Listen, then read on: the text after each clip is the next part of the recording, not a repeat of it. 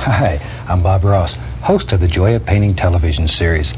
And through the miracle of television, I've been able to introduce literally millions of people to the fantastic world of painting. And now I'd like to spend a few minutes with you and introduce you to the Bob Ross style of wet-on-wet painting. What is wet-on-wet painting? First, it doesn't require long, difficult periods of study, drawing, or sketching before you can even get to place a brush on canvas. It's free and expressive. It's a super way of fulfilling your dreams of creating beautiful paintings.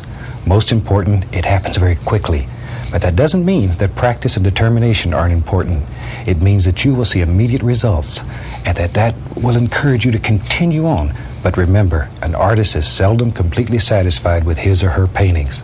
There's always the feeling that you can improve. You will always know in your heart that your next painting will be that long-awaited masterpiece. Technically, when we use the term wet on wet, it means starting with a wet canvas surface of my base coat liquid white, liquid black, or liquid clear, which allows you to move and blend your colors on the canvas. Wet on wet also means layering thin and thick paints on canvas. Through my collection of varied instructional materials and painting tools, I make it possible for you to learn and enjoy what could be a lifetime of painting pleasure. The first of my instructional materials, of course, are my Joy of Painting books, which I have written and presented in a very concise, detailed, and understandable manner. I do this not only with written instructions, but also with hundreds of how-to photographs that will lead you step by step through each phase of the painting. All of my books are written with the idea that you are painting in my technique for the very first time. Each volume contains 13 different painting projects as shown on television. Each project provides you with a new and different learning experience. Notice how each project instruction is set up separately with a list of materials for that project identified at the beginning and with step-by-step written instructions and photographs following. There is no need to flip back and forth to other parts of the book. These books are excellent teaching guides and will increase your understanding of the Bob Ross wet-on-wet technique. Additional instructional aids are available to you in a series of videotapes which I have produced. These tapes provide you with an excellent means of seeing my technique in action. These tapes include detailed close-ups and are the next best thing to being in the classroom. Best of all, you are led step by step to a beautiful finished painting, while at the same time learning the varied aspects of the Bob Ross technique. We're continually adding new video titles. Be sure to ask for our free brochure which shows our complete collection. Now let me introduce you to my tools and show you what they will do. This is the Bob Ross product line, a complete line of the finest products available for the wet-on-wet painting technique. I've had the pleasure of either personally designing and developing these products or working with the engineers and chemists who manufacture the materials to my specification. Years of experience and working with students went into the design of each piece of equipment, and I sincerely believe that these materials will allow you to achieve the best possible results from your painting efforts. Now let's show you some of the different pieces of equipment, and I'll demonstrate how they are used to create unique and beautiful effects. First of all, the 1 and 2 inch brushes. Both of these brushes are made with the finest Chinese boar and ox bristles. Although they resemble everyday house painting brushes, they are high-quality artist brushes designed for the wet-on-wet painting technique. You will find that having 2 of each of these brushes will save you a tremendous amount of paint as well as a great deal of brush cleaning time. Use 1 brush for your dark colors and 1 for light colors. The 2 inch brush is used to apply liquid white, liquid black, or liquid clear. A thin, even coat is all that is necessary. Once your base coat is applied, use long horizontal and vertical strokes to assure an even distribution of liquid white, black, or clear over the entire canvas. The 2 inch brush is also used to paint the sky areas of your painting. Load the brush with a small amount of sky color, then use crisscross strokes, working from the top downward, to paint the sky. The sky colors will mix with the liquid white on the canvas, and automatically your sky will get lighter and lighter toward the horizon. Allowing the sky color to become lighter toward the horizon will help create the illusion of depth or distance in your painting. Both the 1 and 2 inch brushes are excellent for making large, fluffy cloud shapes. Normally, cloud shapes are made and blended using very small circular patterns. When blending individual clouds, use the top corner of the 2-inch brush to blend the base of each cloud. Then lift upward. And then use long, horizontal strokes to complete the clouds. Load the 1 or 2-inch brush to a very sharp chisel edge by pulling it through the paint in one direction. Wiggle the brush as you pull it through the paint to draw the paint to the end of the bristles. This sharpens the brush. A large amount of paint is required to stick the bristles together to form the chisel edge. The indication of distant trees can be made very simply with either the 1 or 2-inch brush loaded to a sharp chisel edge. Use downward strokes to create this effect. You may use just the corner of the brush held horizontally or turn the brush vertically to create numerous shapes in distant foothills. As many layers of tree indications as desired may be created. Leaving a misty area between each layer and allowing each layer to get darker in color will increase the depth in your painting. Beautiful, realistic evergreen trees may also be painted with a 1 or 2-inch brush loaded to a chisel edge. Tap the brush, held vertically, to the canvas to create a center line. Then use just the corner of the brush to paint individual limbs and branches. Force the bristles to bend downward, applying more and more pressure as you work your way down the tree. Highlights are applied in the same manner using a lighter color.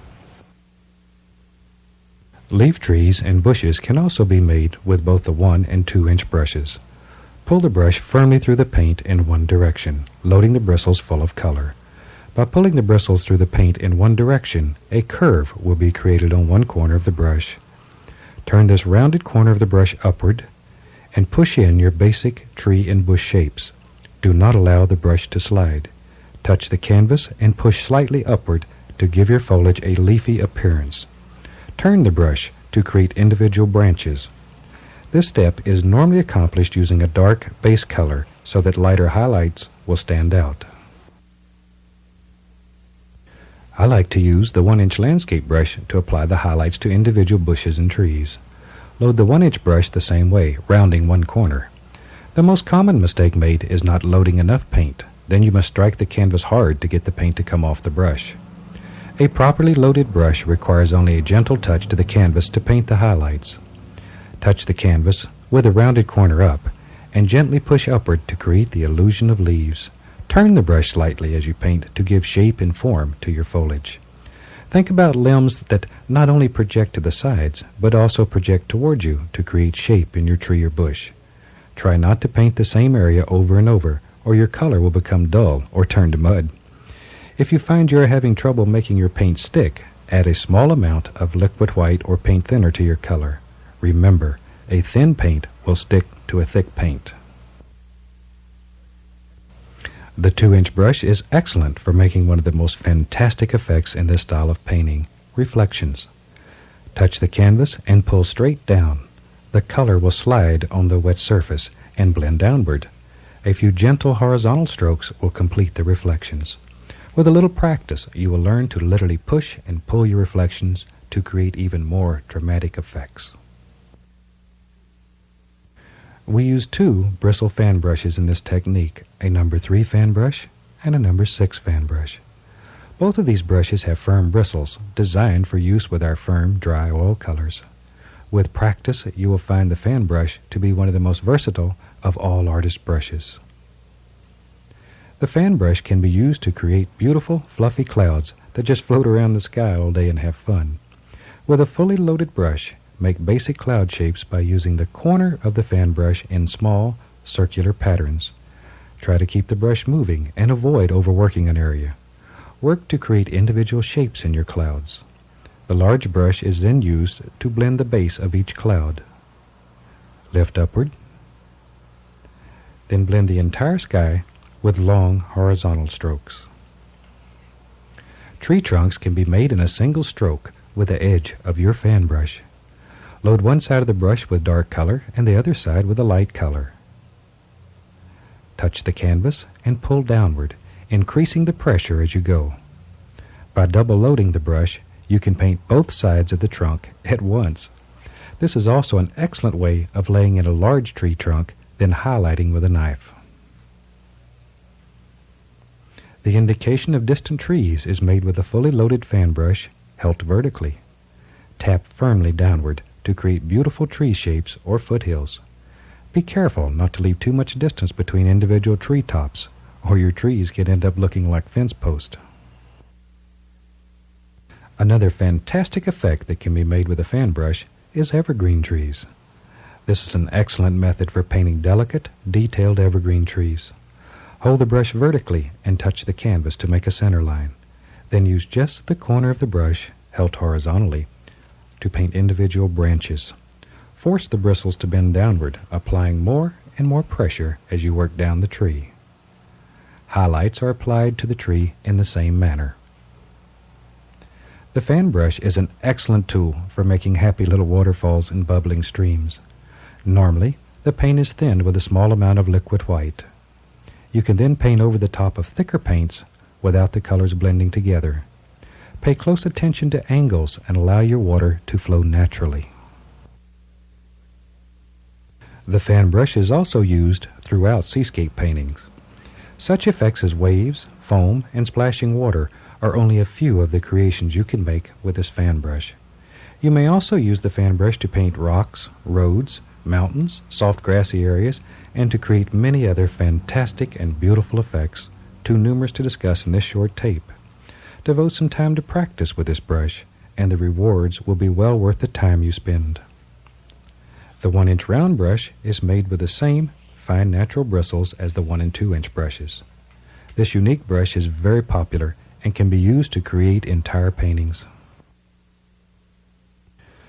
The 1-inch round brush is especially good for painting distant tree and bush shapes.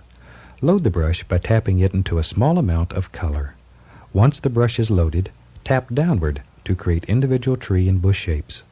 I normally start at the base of the foliage and work upward, so the darker shadow colors remain on the bottom of the shapes. Highlights may then be added in the same manner, tapping downward with the top corner of the brush. Large, more detailed trees and bushes may also be painted with this fantastic brush. Start by loading a dark base color and tapping in the basic tree and bush shapes. Form and shape are much more important for foliage that is in the foreground of your painting. Once you are satisfied with the basic shapes, highlights may be added. Highlights are applied with a slightly thinner paint, tapping downward, striking the canvas gently with the top bristles only. If you have trouble making the paint stick, thin your highlight colors with a small amount of liquid white or paint thinner. Work in layers, completing the most distant tree and bushes first. To give depth to your foliage, leave dark areas between each clump of highlights. With a little practice, you'll be amazed at what you can paint with a round brush. The number 6 filbert brush is a very high-quality artist brush designed to be used with a wet-on-wet painting technique. I use the filbert brush mainly in seascapes. It is especially adapted to making beautiful foam when crashing waves, foam patterns in the surf, and numerous other water effects. This brush is also excellent for making clouds, trees, rocks, stones, and a multitude of other effects. The number 2 script liner brush is the smallest of all of our brushes. This brush has very long bristles, giving it the ability to hold large volumes of paint. The liner brush, when loaded, comes to a very sharp point and is used to paint fine details. Normally, we thin the paint to an ink-like consistency with paint thinner when using the liner brush. Individual tree limbs, sticks, and twigs may be painted with a thin paint. If you have trouble making the paint flow on the canvas, chances are the paint is not thin enough. Add more paint thinner and see if that won't cure the problem.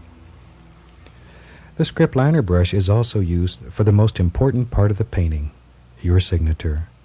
I